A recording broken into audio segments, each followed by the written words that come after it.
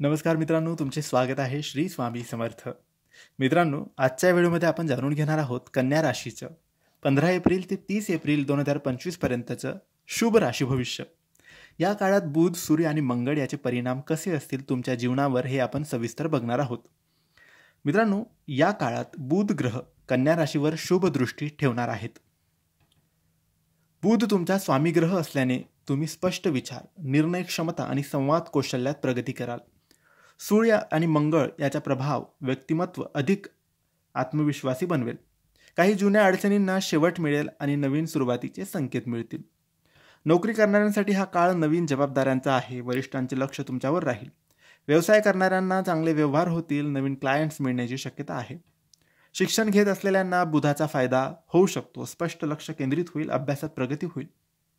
विवाहित जोडप्यांमध्ये सामंजस्य वाढेल. जुन्या वाद मिटतील. जे प्रेमसंबंधात आहेत त्यांच्यासाठी भावनिक संवाद वाढेल. घरात एखादा छोटासा कार्यक्रम किंवा आनंददायी घटना घडू शकतात. आई वडिलांच्या आरोग्याकडे थोडं लक्ष द्या. बुध शुभ असल्यामुळे मानसिक शांतता आणि स्पष्टता राहील. मात्र मंगळामुळे काहींना थोडा तणाव, ॲसिडिटी किंवा रक्तदाबाचा त्रास जाणवू शकतो. दररोज तुम्ही प्राणायाम आणि जलपान नियमित ठेवा. बुधवारी हिरव्या मुंगाचे दान करा. ओम बुधाय नमः या मंत्राचा 108 वेळेस जाप करा.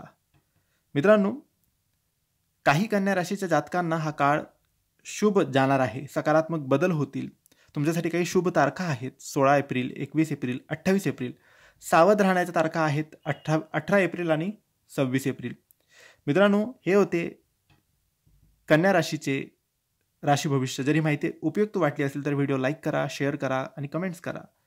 आणि आमच्या चॅनलला सबस्क्राईब करायला विसरू नका. श्री स्वामी समर्थ.